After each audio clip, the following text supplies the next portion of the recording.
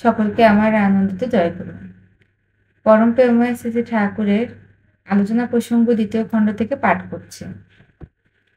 প্রফুল্লদা জিজ্ঞেস করলেন, মানুষত্বের যা কিছু সম্বন্ধে আমাদের যা কিছু ধারণা, তা তো মানুষোচিত সেই সবের সত্যতা কি?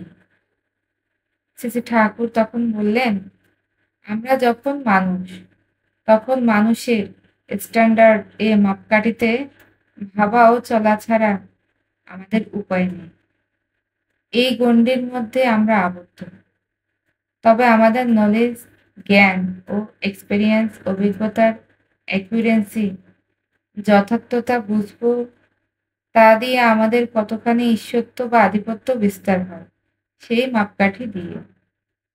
কোনো বিষয়ে আমরা যদি শুধু মন গড়া ধারণা নিয়ে চলি, তাহলে বাস্তব প্রয়োগ বা উপযোগিতার ক্ষেত্রে ফলই মিলবে না, উল্টো হয়ে যাবে।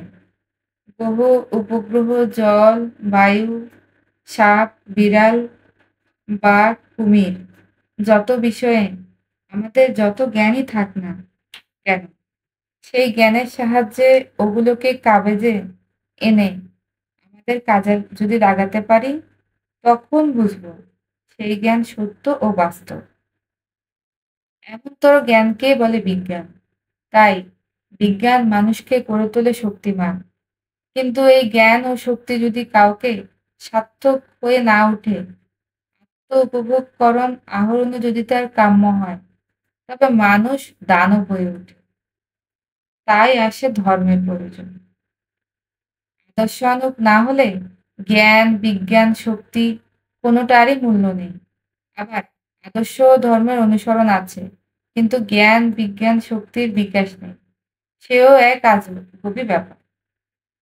ধর্মানুগ, আদর্শানুগ, জ্ঞান, বিজ্ঞান ও শক্তির পথে চলাই আমাদের অমৃত অভিযান। আলোদার প্রশ্ন অনুযায়ী শ্রী শ্রী ঠাকুর উত্তর দিলেন, আজ এ পর্যন্তই। আগামীতে আবার চলতে থাকবে পরমপিতার দয়ায় আলোচনা প্রসঙ্গ থেকে। সকলকে আমার আনন্দিত